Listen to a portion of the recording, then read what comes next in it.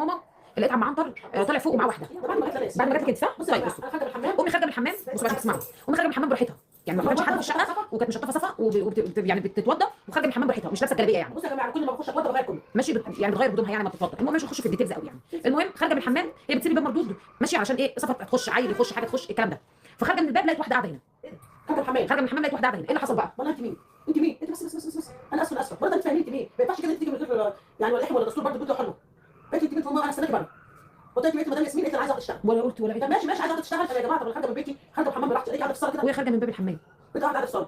المهم انا دخلت العنبر وخدها وطلعها وياسمين قالت لي احنا مش عايزين حد. خدها طلعها لي فوق، فانا تعبانه وكنت بغير على الجرح وعماله اصوت، فلقيت عم عنتر بيقول لي قدامي ده مدام ياسمين واحده جايه تشتغل، فانا قلت لعم عنتر مش عايزه حد يشتغل عليه في الجو ساعه العنبر عشان ما ينفعش ان هو طلع حد كده من غير ما يكلمني ولا استئذان. ايه ده؟ امي خارجه من الحمام مش لابسه جلابيه يعني انها تستقبل بيها حد، قاعده في البيت يعني لابسه شورت وشعري كده وشعرها يا جماعه واحده كده وقاعده هنا، فبتقول لها مدام ياسمين قالت لي اشتغل. الحمام مش حد بصراحه. انا ما قلتش لحد. ومن كام يوم واحده برده عم عنتر اتصل، يا مسلم في واحده بتقول انها ان هي عايزه تشتغل، ان انت قايله لها تعالي. قلت له طب اديها لي. الو، قالت لي قلت لها حضرتك وانا قلت لك تعالي هنا انا عندي شغل ليكي؟ قالت لا بس انا شفتك على النت محتاجه شغل. قلت لها انا ما قلتش محتاجه، انا ما قلتش محتاجه. خلاص يا عم دخلت بصوا بقى الست اللي جت وامي شافت امي خارجه من باب الحمام، كل خد عليه بوسه.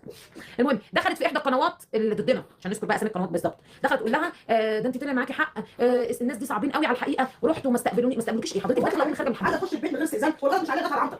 كله بيقول لك عنتر غلط. بس دخل على عنتر. مش هخش في قصه عنتر. طب انت مثلا دخل انتوا عنتر بره وخبطت عليا. هو عنتر اسمه جاي هنا عنتر طلع ونزل. بصي يا ياسمين ما كناش نقابل ناس ما نعرفهاش نطلع وحشين يا جماعه. ده البيوت برضه يعني مش فاهمه يعني ينفع ندخل واحده ما نعرفهاش؟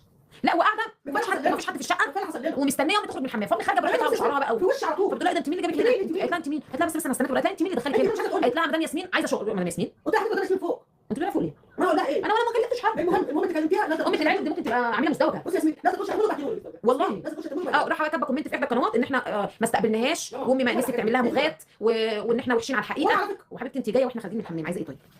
ما تطلع حاجه حاجه مش قوي. لا ممكن تبقى جايه معاها حاجه مش حلوه. انا ولا اعرفها. لا صنعت الناس دي ولا يا جماعه يعني اخرج من الحمام ولا اهلا حبيبتي عامله انت مين؟ كنت بتعملي لها مغات انت بالشورت على طول وانت لابسه الشورت على طول خشي ولا انت جيتي بدري امي عامله مغات يا كده يا احنا وحشين ما عندناش. ما بصي يا اما بتستقبلها بالشورت يا اما بقى تطلع احنا وحشين وبنقابل الناس وحش واحنا على الحقيقه غير اليوتيوب. حضرتك جايه اصلا دخلتي وقعدتي ما ينفعش انت تخشي واصحاب البيت مش موجودين. وانت هتقابل الباب عليهم 10 ولا نايمه واسمك في بيتها واخد من الحمام لقيت قاعده في الصاله وخارجه تشتري كمان. ولا فاديه ما قلتش ولا شاديه ولا فاتن. بقول لك خدت فاتن لما رحت خدت فاتن انا اتحركت من مكاني يا لهوي اكتر من الركنه ما اتحركتش. حتى هي دخلت تعمل الفطير واتاخرت عليا والله اتحركت انادي عليها والله يا لهوي. كل ما جابها خارجه تشتري منها. انت غلطانه برضه كنت بتعملي لها مغات. يعني انت عايز تاخد من الحمام ده حضرتك ازيك عامله ايه؟ انت عايز تشتري وانت تعرف اصلا. سيبك من كل ده. هي بتقول لي مدام ياسمين كلمت ولا كلمت ولا كلمت دي تعالي كمان والله يا اما ولا كلمت ولا قلت والله العظيم سبت عنتر ساعتين بس والله يا بنات ولا قلت لحد ولا سبت. وعشان تعرفوا حاجه لو قلت لعنتر اي حد يجي تحت قول له مش موجودين مش ما بنعملش حاجه. احنا يا جماعه ما حد مساعد هنا احنا بنعرف نجيب طريقه.